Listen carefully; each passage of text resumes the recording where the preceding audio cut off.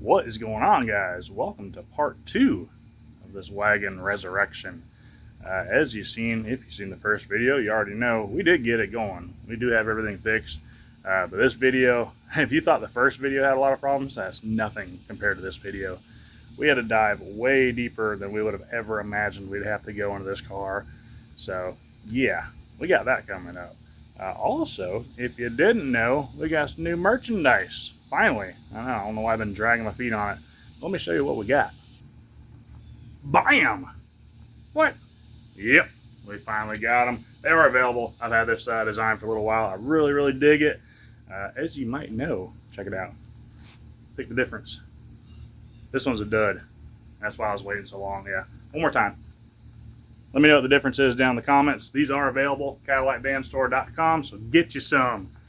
We're going to get into this video. Hope you guys like it. Hit the like button if you do. Leave some comments. You guys did an amazing job in this last video. It was pretty crazy how good that thing blew up. As I said, this one is way more carnage is the easiest way of putting it. Yeah, so let's get into it. Now look at those. Those look like they're 9/16ths. Because they are. Do I have a 9/16 down here? Probably not. Those are 1/2 inch, so that is very convenient. But I do want to start with these. I was thinking we went into the rear end itself, but I think they just go in the cover. I don't have any 9/16, so yeah, I'm going to grab a wrench. Yeah, I was thinking they just went in the cover, which it looks like they do, so that'd be good. But yeah, I'm going to grab a 9/16, I'll be right back. Alright, we got a 9/16 now. They try and use a 6-point, can you see that? Try and use a 6-point socket on this stuff.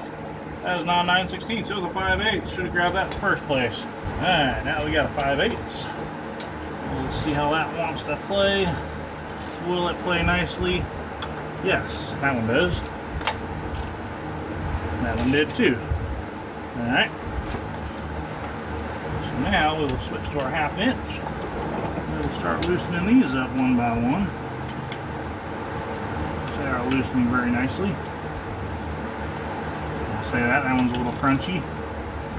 There we go. It's about to rain, so that's fun. This will cool it off for a second until it comes back and steams us alive.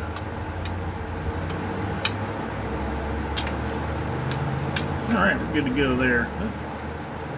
Last one. Yeah, it always likes to be a pain, but it went good. So now we'll switch over to our impact.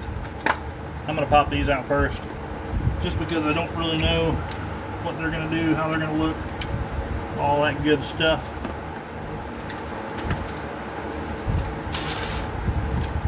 Alright, short enough, good deal.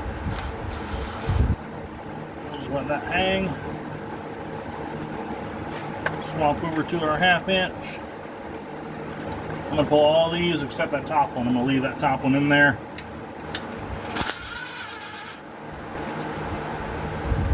These are some long bolts. I was not expecting that for a diff cover.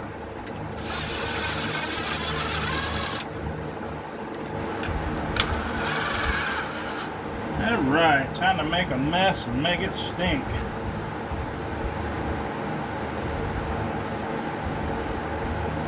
If I can find a spot to get enough leverage.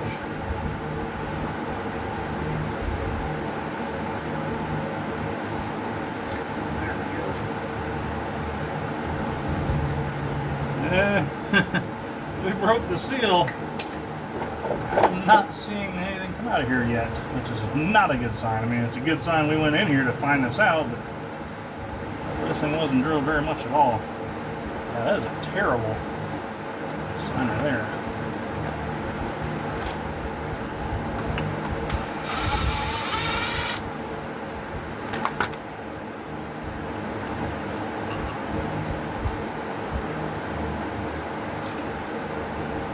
That rear end is bone dry. That is not what you want to find in your diff cover. That is how much fluid is in that rear end. Yeah, that's not great. So, yeah, that's no good. If you guys watch Cleus McFarlane, you'll see that they did a burnout in the limo and didn't put any oil in the rear differential.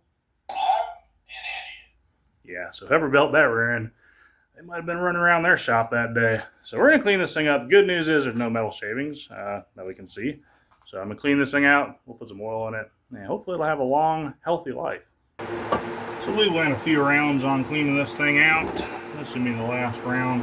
If you didn't know already, use a lot of brake clean. Get yourself one of those, and then just buy the gallon jug of brake clean. It is way cheaper. And honestly, I think it's kind of better because it holds more liquid, so you're not swapping out cans so much. So we got a little bit down here that's left out. I'm gonna get all that cleaned out.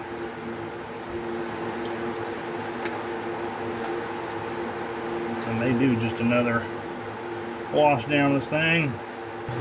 Yeah, I'll do one more wash down of it just to be sure everything's good and clean. I haven't had no chunks come out, which is good. The backing plate, those two little screws that go right there, they're pushed on those bearings. It has, like you would see on a C-clamp, little wobble thingy to help put pressure. It's got one on one side, but one's missing on the other side. I was hoping to find it in here. Well, I'm kind of glad I didn't find it in here, to be honest, but I was expecting to find it in here. But I do not, so apparently they lost that when they were installing it and just said screw it. But like I said, I am glad it's not in here because that could have been a huge problem. So we'll give that a little bit more of a wash down. Probably should pressurize this thing a little bit more. I was doing some sharpshooting with this thing the other day, so I was happy with the pressure is at. But you can put different nozzles in these also, or different tips, and it'll have a bigger spray. Or if you pressurize a little bit more, it'll have a little bit bigger spray pattern. I kind of like it where it's at, honestly. Like I said, I was kind of shooting something down a ways in the engine bay, and it came in very handy because I wasn't covering everything. So we'll clean this up. We got our cover wiped down. We're gonna put some gasket maker on there, seal her up. I had to run go get some oil for the differential, so we'll utilize that time to let it all dry. And we'll keep on trucking. So we got some RTV on there. I normally don't goop it up that thick, but this plate, or this backing cover, had a little bit of wobble, so I'm trying to take up for that, kind of compensate for it, if you will. So we're gonna let that tack up for a little bit, and then throw our cover back on. Alright, so we got our diff cover back on. I snugged it with the impact, just one ugga-dugga. And now, I'm going to tighten it up by hand. You don't really need to go super crazy on these, you just want to snug them up. That's probably plenty. This is a good thick plate, which I do like that. I'm going to tighten it just like you would a tire, you know, kind of jump around the star pattern, if you will. Thought I had that one tighter than what I did.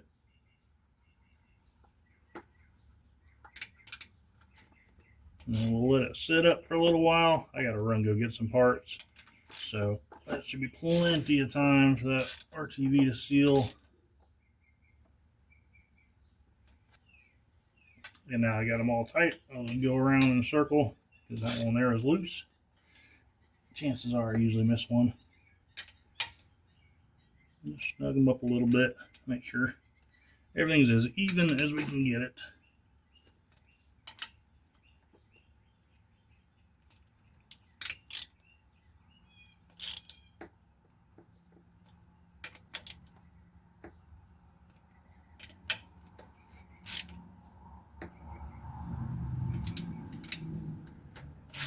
See, a lot of that stuff snug back up more.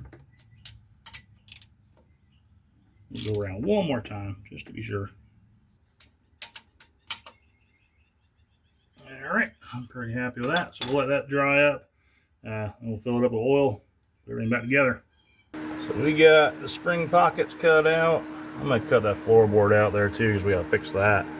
Plus it'll let me get my bridge up a little bit higher. I'm trying to keep this at the same height of where it was. It doesn't have very much coil at all in this thing, but trying to keep the same lowness as what we had originally. Now, those are the rear spring pockets. There was not very much holding that cylinder in there. I cannot believe that thing didn't bust out. Yeah, don't do that when you're installing hydraulics in your car. That is crazy to cut that much of a pocket out. Pockets are already weak and then you're cutting half the structure out again. Yeah, don't do that. So on the inside, we got everything gutted. I got the top piece of sheet metal pulled off right there. I'm gonna cut that with either a Sawzall or grinder. So I got the welding blanket up, and the second sunroof is really coming in handy for stuff like that, and just more light in the car. So that is working out fantastically. Yeah, we're gonna cut that out. That'll be nice because I can weld the top of the bridge too, and put some new metal over it, fix it all up. Now that's a room with a view. So we got the whole floor chopped out. I tried putting this together, the sheet metal down there. There's not really much to work with, and it's so oil, you know, just oil impregnated. As soon as you strike up on it, it's just burning oil out of there. Got a few tacks in there. I'm gonna clean it, some carb cleaner, I guess, wire wheel it, put some seam sealer in there. I'm not a sheet metal guy, I'll be honest. Anybody got any better solutions to do? Obviously I'm done by the time you're seeing this video, but you know, I'm open to suggestions to make life easier. But what we're gonna do, I'm gonna break a piece of metal, put a little angle on it, come straight out, right to there. I'm thinking of doing an opening in it. I kind of want to. I think that is kind of cool. But we're gonna see where the bridge is and see how much of a opening you actually have in there to see past the bridge. So yeah, this is the first time I've got to put a bridge in from the top on a car, so that's kind of cool, I guess. So we got the top side of the floor all in, got it bent, got it screwed in, put a seam sealer around all the edges, welded it to the rack because I'm going to mount the pumps to this, and I want to have a good ground because the pumps are going to ground through that. I'm going to run a bead of seam sealer along there, kind of smooth it out, seal a little bit. Yes, I know there's 2 cylinder holes they're going to let, you know, exhaust and stuff in, but we're going to try and clean those up best we can too. So we're starting on the mirror removal. It's going exactly how I figured it would. We found a mouse house in there. As far as the mirrors, I wasn't able to find a piece of plexiglass. I figured it'd be really easy to find a sheet of mirrored plexiglass, but everyone acts like that doesn't exist anymore. It used to be really common. So what I ended up finding, pretty much the same thing as what's there, except it is plexiglass. So it won't have the shattering issues, you know, cutting you up, breaking, falling everywhere. So that'll definitely be a lot better. Getting ready to throw the fuel tank in here. I don't know what we're going to do with that wire there. That's not really any of my doings. I'm going to try and tuck it out the way best I can, but I'm going to tell him I would reroute that if I were him. But we're cleaning up the fuel tank, or not the fuel tank, but the spare tire cover. This is what you can do, a little bit of steel wool. This is before. That's after. Is it perfect? No, it's not. But for what it is, it looks a hell of a lot better than what it did. Alright, so we're going to do a 2-piece tie down that I drew up. And we're matching up to what's in the car. The tie downs aren't exactly perfect. They're close. One's a little off, you might be able to see it. Yeah, we're going to give this a shot, cut it out. It's looking alright. I've measured everything best I can. So we're about to find out if we're going to make some scrap metal or not.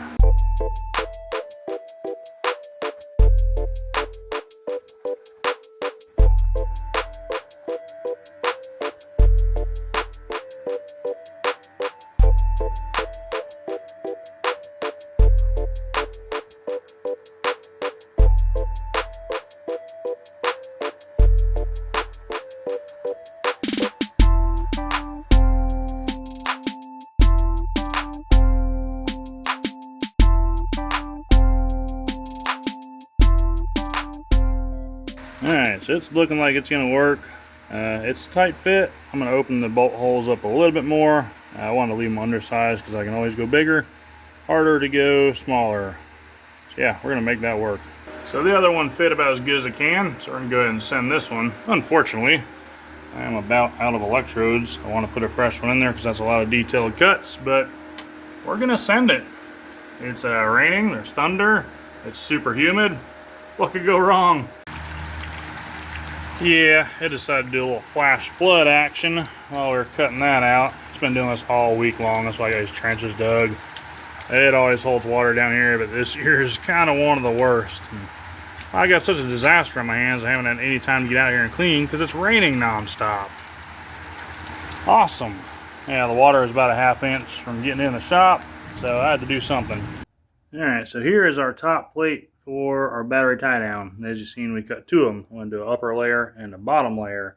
I'm going to do them different colors, that way they contrast each other. But how are we going to stick these together? Well, let me show you. Here is the back side.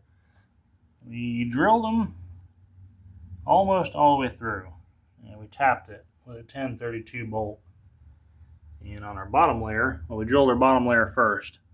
That way we can mark our top layer. Basically, I drilled through the bottom layer, just put a little divot where all those other holes are, and then I took the top layer off, or the bottom layer I should say, and then drilled down into this layer here. Just careful enough not to go all the way through. And here is the bottom side of our bottom layer. As you can see, we got them countersunk here. This is not countersunk. I originally drilled these with a 532 drill bit all the way through this plate, and then just put a little divot on the second plate. That way my holes will hopefully line up. Then I drilled these out with a 3/16, I believe. That way it gives it enough room for the threads to slide through. I'm not trying to tap this. I'm only just going to tap the other plate itself. But as you can see here, we countersunk those, and the reason we did that is try and keep that screw as flat as possible. Now, these are our screws. These are just under a ½ inch, probably 7/16 thick, and a little bit too thick for what we're doing. We got 3/16 plates, so 3/16 and 3/16 is 3/8. So that would mean we have room left over on here. We have it countersunk, as I said, try and leave that laying flat. That way we don't put any extra pressure on the batteries right there. So we do need to shorten these screws a little bit, so I made a little jig in order to do that as well. And if you don't know what a countersink is, that is what a countersink is. They make them in all different sizes. They make them in different tapers also, so pay attention to that. Usually most screws are a 45-degree taper, so it'll be a 90-degree countersink because you got 45 and 45. But there are some different ones, so keep that in mind if you're really wanting something to lay flush and fit them nicely. For shortening up our screws here, we built a little jig, piece of 1/4 inch. Yeah. Had to think on that. Thought it may have been 5/16. Piece of 1/4 inch thick steel. Drilled it, tapped it, countersunk it. It leaves a little bit hanging out. That little bit, that's what we grind off, and it's just enough to grab threads on our other plate. And there we have all of our screws mounted up. I don't know if you've drilled a bunch of, marked out a bunch of holes and drilled them through 2 pieces of metal and got threads to line up. Kind of a pain in the butt. This way is the easiest way I can see it, clamping them both together. Basically using this hole to put a template on the other piece of metal. Everything lined up really good. Everything's pretty well flush. I'm pretty happy with that. Yeah, I got no complaints there. I'm going to try and do a little update because I have no idea where I'm at in this video. I've been kind of thrashing. Mainly trying to stay alive during this heat. It is early morning. That's why I'm doing this. Yeah, I've been getting a lot done on this car. It's just been so hot. I've been struggling to stay alive. So I'm going to bring you up with the progress of what we got going on. Redid the battery tie down. I don't know if I showed the original version. I'll try and put a picture up. I know I have one picture. It didn't turn out as good as I liked. This is a lot better. This still looks like a bomb went off. But we have magnets installed on our speaker boxes there. That is going to hold our metal plates, which hold our mirrors. Got the pump rack mounted down. I capped the ends of those. I don't know if I showed. I'll try and show it from the other side. Test fit our cylinders, test fit our pump. Everything seems like it's going to be good. It does have hard lines going to the pump, which I'm not super crazy about. We're going to roll the dice and see how that goes. Trimming down the tie downs. They're really long, so I got those 3 back there to trim down still. I might try and add some extra weld on there. That's not the prettiest thing in the world, but I do need to put a spacer in there also to keep the batteries from moving around. So that's what I got to do. I was going to do it yesterday, but I didn't want to be welding on the car at the end of the day. That could end up bad. I like to be around the car, kind of fire watch, safety issues. But yeah, we are making some progress. I'm ready to get this thing going. I know he's ready to be driving it again. We run into an issue on the lug nuts. You can probably tell that wheel's loose. I noticed when I took this wheel off, this is the only wheel I took off the car so far, but I noticed when I took it off, it acted like it was loose. It was wiggling a little bit, and I didn't think nothing of it. Figured maybe just the knockoff wasn't secure all the way, but when I was working under the car, putting the cylinders in, I was leaning in through the wheel well, and I wiggled the passenger wheel, and it did the same thing. And I was like, that doesn't seem right. So I looked on the back of this wheel, and you can see the marks from the wheel studs are hitting the wheel, so it's not allowing it to tighten up on the adapter all the way. So that is an issue. I did cut those down. It does fit, but the owner wants to put new studs and new lug nuts, which isn't a bad idea, just to make sure everything's a proper length. So we're going to try that today. They seem to be pushing out and pulling in fairly easy without having to take apart a whole bunch. I got a little opening on the bottom of the back of the wheel. It's got disc brake conversion on the back, but it does have enough room to get in there and swap that out, so that should be pretty simple. Got the pump back together, hopefully for the last time. We had to, what did we do? We did steel seals, motor seals, new O-rings for the tank, and now it's all back together. I'm going to get help putting that in. My buddy Jason's going to be coming by. Hopefully, I can have all this kind of rounded up. Probably not now I'm thinking about it, because I still got to trim that stuff down. Yeah, I'm not going to. I was hoping to have everything painted. My real goal last night was have everything painted so it could sit overnight, dry. That way, when I'm farting around in there today, it's all dry. That is not going to happen. I can see that right now, unfortunately. But yeah, that's all done. Probably leave it on the table. I don't like manhandling that thing. It is quite heavy. Polish the bolts. Boom. Where's the camera at? There it is. Got those nice and shiny. Hopefully it shows up. Stainless steel. I didn't want to include this. I did take a picture. Let me set the camera up. I'll kind of yak about these for a little bit. All right. So polishing these bolts. These are carriage head bolts, if you didn't already know. These are stainless steel. I chose stainless steel because you can polish it. Easy thing. Just chuck it up and drill. Got some sandpaper. This is 220. I just literally run this. Put it up there where you can see it. Kind of wiped it around or whatever. Then I got some wet sandpaper. This is 2000. I know it's a huge jump. Put some water on it. Did the same thing. Run around a few times. Then I got, which I thought, there it is. Mother's aluminum polish. There you go. That works on stainless steel also. And I put it in a paper towel. Run it around, cleaned it up. Boom. There you go. A polished bolt. So this is what's going to hold our pump rack to, or our pump base to our pump rack, if you will. I did do carriage heads just because I want a nice clean little finish. So yeah, I'm going to kick some fans on because it's freaking cooking already. I'll bring you guys back. Got my side pieces with the mirrors. That's just a protective coating. These turned out all right. For what they are, they're really good. They're going to be great. The only thing I don't like, I don't know. Yeah, you can see it there.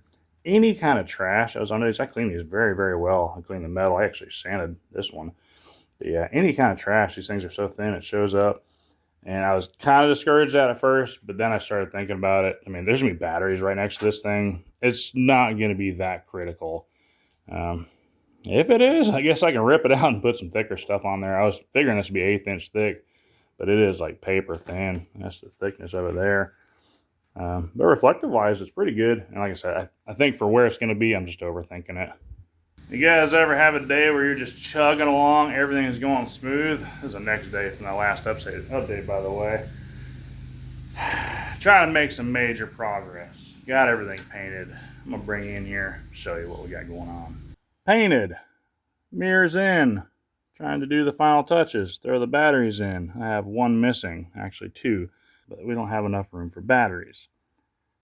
And the owner dropped off 6 Group 31s. I was second guessing if they were 31s. I called the battery store. Of course, scores are gone. But the dude remembered the batteries. And he's like, I'm like 95% sure they're 31s, which I am also. So I'm like racking my brain. I'm like, how if you run 5, he's got, like a 3 or 4 inch gap on each side or a gap in the middle. All the posts line up with the tie down post, which would be dumb. It ground out. Just not making no sense whatsoever. Then it dawned on me. I was about to text the owner and say, hey, we got a huge problem, which we still have a huge problem. But I was going to ask him if he had a picture of the batteries in the car, because I've never seen the way the batteries were configured. I figured they're just boop, boop, boop, boop, boop, all the way across. They're not. I was about to text him, and I kind of had a little brainstorm. I was like, they probably put the batteries this way and just double stacked them.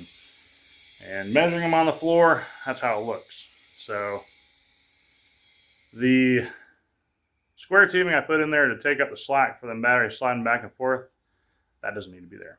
So I got to pull this all back out, cut it all out again, Luckily, I didn't like fully weld nothing. I just kind of stitch welded it in a few small spots, so that won't be terrible. The thing that kind of threw me off is there's no center support under the batteries, so they're going to kind of like sit like that. So we might throw a flat bar in there and just kind of piggyback it off the trunk and tie it to the battery rack on the ends. That way it keeps the batteries flat across. You know, that's a problem solved. Next problem is, got a beautiful tie down there. I got a bunch of time that tie down. I didn't charge anything for that tie down. I just wanted to kind of throw it in as a favor because, you know, dude's been really cool.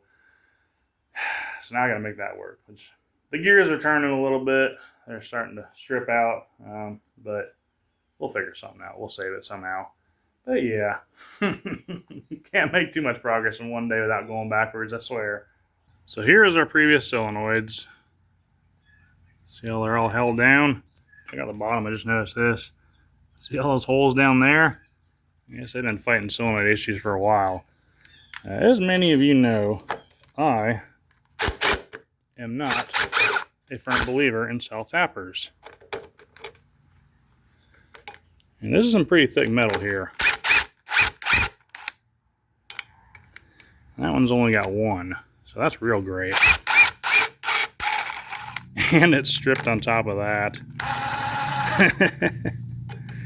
I don't know why this guy had solenoid issues. I just don't know.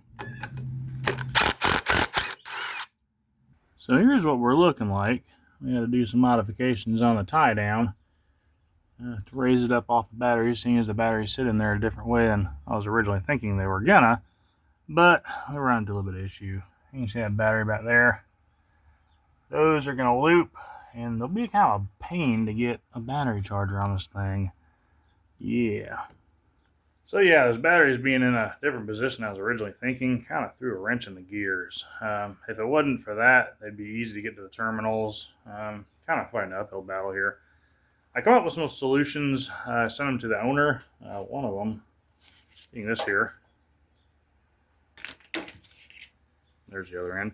This is like a battery maintainer. It actually comes with the Harbor Freight chargers that I use. I could wire those in. I can get more.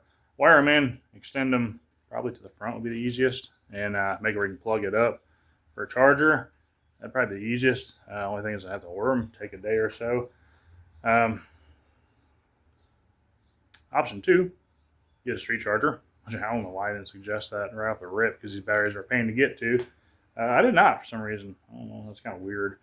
But option 3, tear everything out, just put bars in there, be back to the way it was. Talked to the owner, threw those options out there. He chose a third option, which kind of sucks, but I get it. It'll be cheap, easy, fast. I can keep making progress with this thing instead of waiting a day or two, a few days, possibly a week if we ordered a street charger. Yeah, it is what it is, but we're going to keep moving forward. So I'm going to pull that out. Good thing is I have an Oldsmobile, so I can probably transplant that if I ever build mine, you know. We got a little routing issue there with that front hose.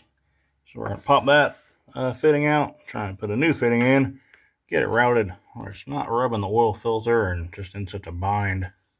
I'm starting to feel like I've been here before. Yeah. You might notice there's some studs missing there and there's some tomfoolery going on. Well, let me show you what I found on the back side of this thing. We were trying to replace some studs and nothing was fitting. These are some other ones that I have. That is the one we pulled out of there. Yeah, that's the one we pulled out. I was having problems finding that knurling size and kind of running up dead-end roads, so we decided we were going to put that back in, kind of go from there. Well, here's some problems I found out after that. That's what the stud was looking like. I was like, that's not good. So I go to the next one. Same thing. Next one, same thing. I didn't take these ones out, by the way. That was our original missing one. There, same thing. That one's a little bit better in there, but still, nah, it's not. It just looks like it through the camera. So that was the issue why I was having a problem finding these studs, because these studs definitely do not go to this car. And what it was is I messed the holes up. Tried doing an oversized stud. I think that's the, let me find the one I put in there. because I noticed this.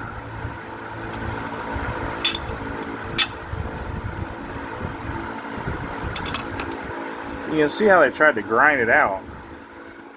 There we go.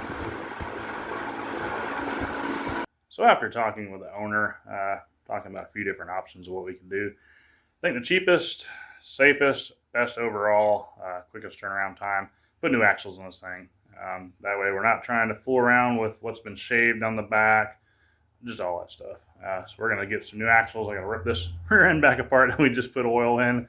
I wish I would have known that before when everything was nice, clean, and dry. But yeah, we're going to tear this thing apart, pull the axles, get a spline count.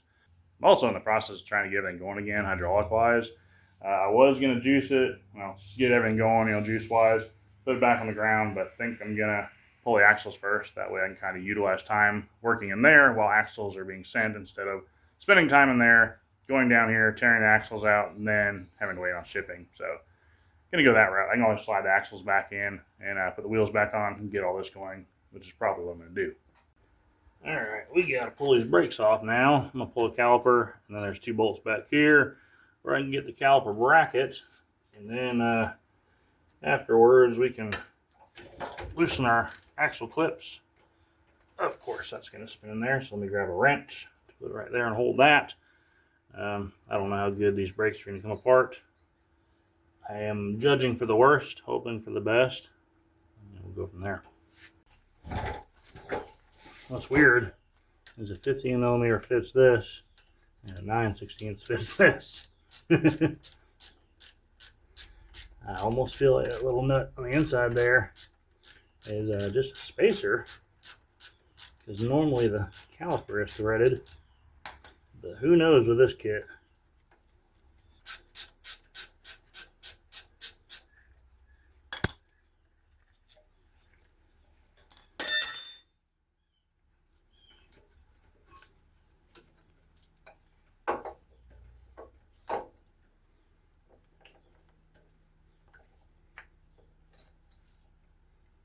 Not 100% sure these back brakes work. Those pads look brand spanking new. Granted, the rotors do have a little bit of surface rust taken off of them, if you will. That's not much at all. Alright, let's get these inside brackets off.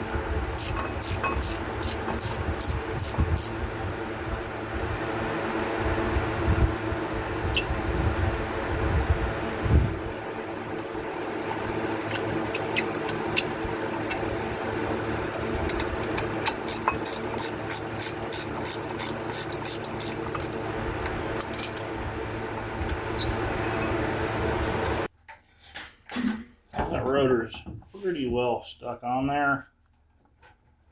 I'm kind of hoping it's due to the lug nuts, even though it does not look that way.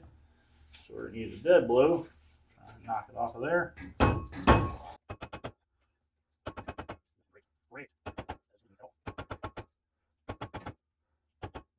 Well, that's cool. We might just pull the axle and the rotor all in one. Yay! So I have to put this in neutral because I need to be able to spin the pinion. It's so close to where I don't have to. I'm going to try and loosen this bolt. If you've never torn apart an axle before, there's a 10 millimeter here, I believe it is, maybe 3/8. Smaller than 10. Alright, so we'll try again. It is 8. When you pull this bolt right here, it comes out. It allows this pin to slide. And then you can push your axles in, remove your C-clips. You just want to try not to disturb all your spire gears. If they fall out, it's not the end of the world. You can put them back in. They're just a little bit of a pain, but totally doable. So just take your time on it. Spin it. I didn't grab a wrench while I was out there. That's smart. So now I get to get up again and go grab a wrench. Alright, I've got an 8 millimeter and a 5/16, so hopefully one of those will fit.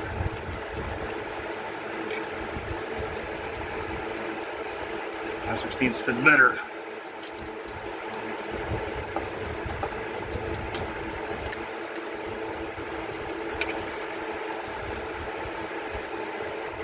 So we'll pull that out.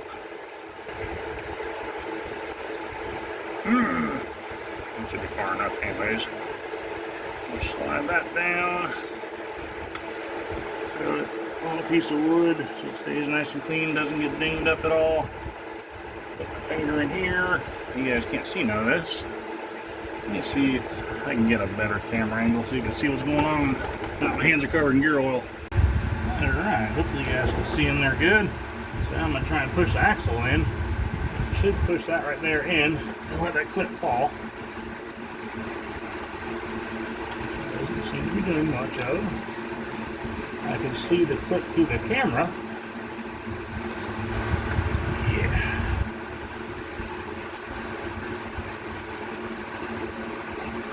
You see I'm spinning there, I'm moving those gears.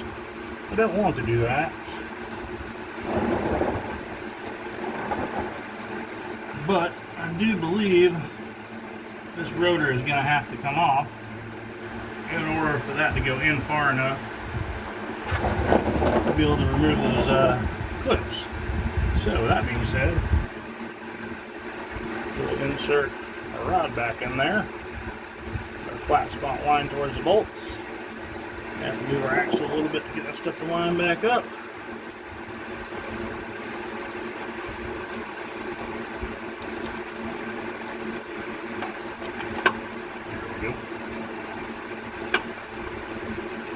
Maybe the axle did move some.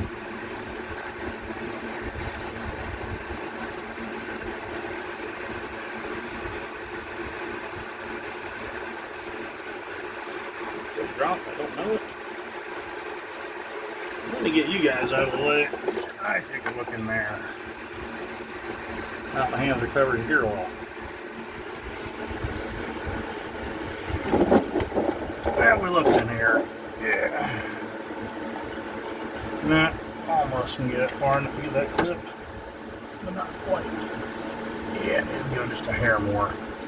Alright, so the joy of it now is that clip is kind of in limbo. So you got to push back in there.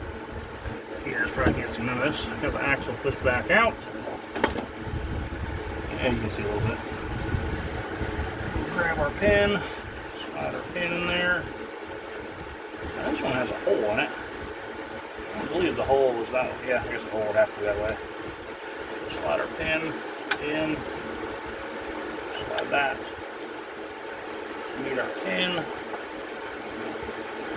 Index that a little bit. Just like so. I'm just going to hand tighten that. I just put all that back in there because I don't want anything spinning and falling out. Because I'm going to have to knock this rotor with a hammer until it comes off, or maybe get a puller or something. Alright, so I took the wheel studs out just in case they were, binding in one way or another. Didn't make any difference. So we got an actual sledgehammer. I'm just giving it light taps. Basically what I'm trying to do, not trying to dent up the rotor, and just trying to get some vibrations going through here. Back in the day, my first job I worked at a boatyard, and we would take propellers off of yachts. And one thing I learned is you could just tap them, get some vibrations going, and the thing would fall off the shaft. It was pretty insane. We used to hold a sledgehammer, another guy would hit it, BAM! And one of the real old guys come out there, he just had a little hammer like this, he went, did that a few times, got some vibrations going, the thing fell right off. It blew my mind.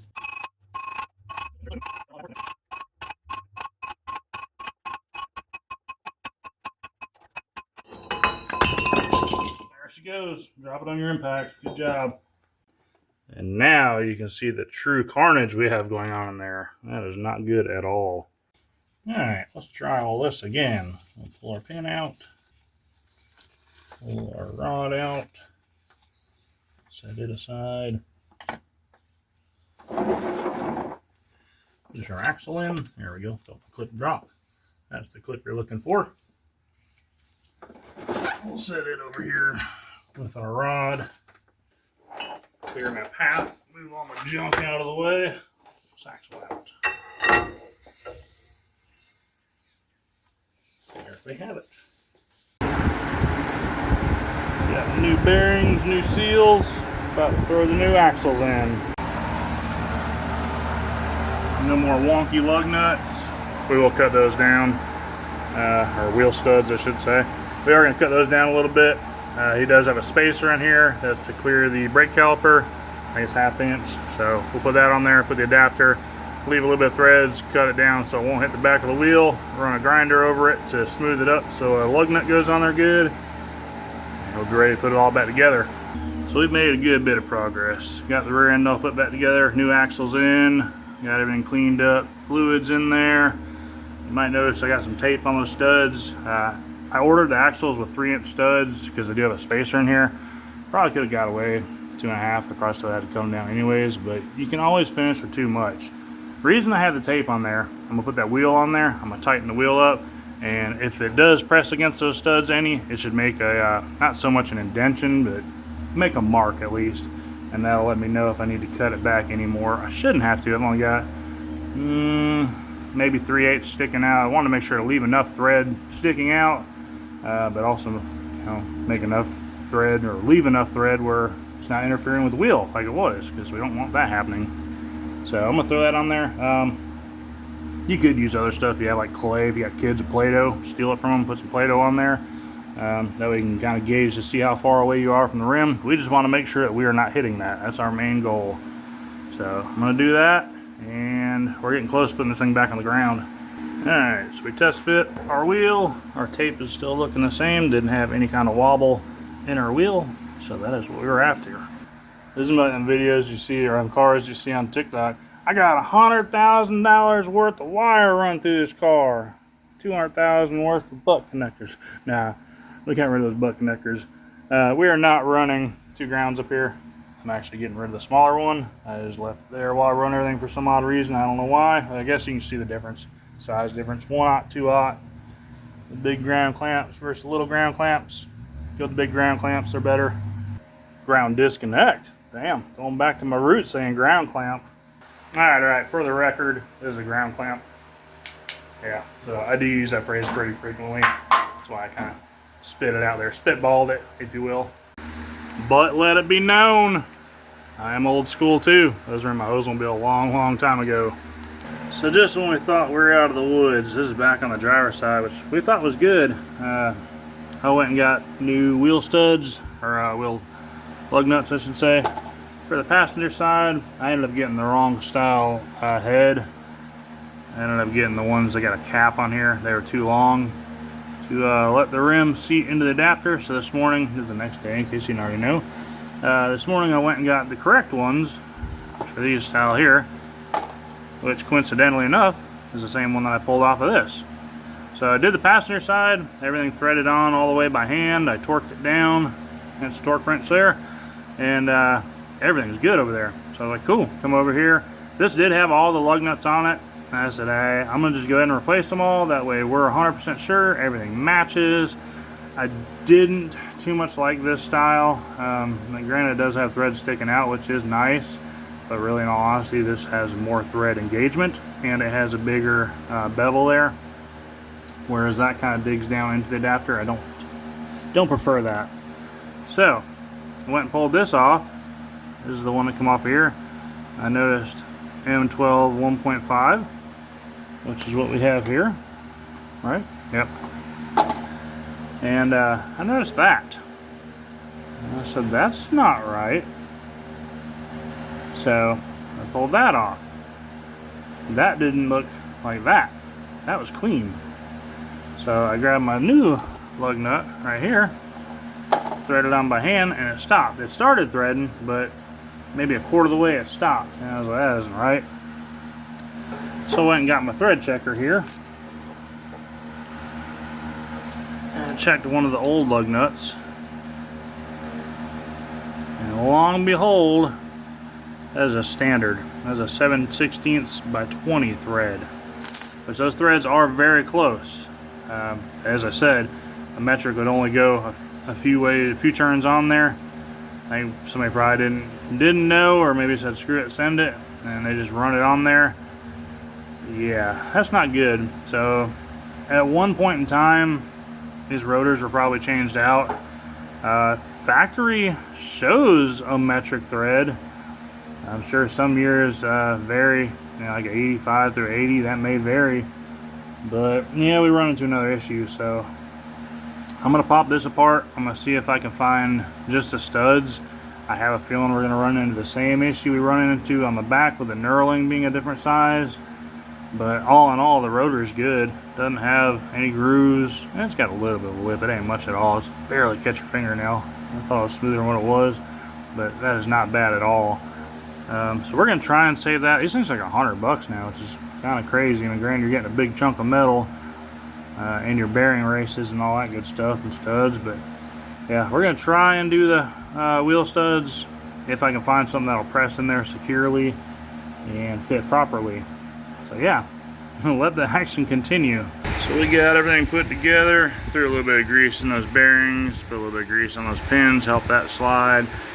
But that's how your lug nuts should go on, just like that. The proper thread, they will engage all the way. So now we're ready to torque them down. I'm going to torque it in a star pattern, just like that. 100 foot-pounds is what it says it's supposed to be. That's usually the kind of run-of-the-mill torque for most vehicles, so but do check, you know, some vehicles are different, especially if you have like aluminum rims, it is different. So we're gonna get that all torqued up. We should be good to go on this situation.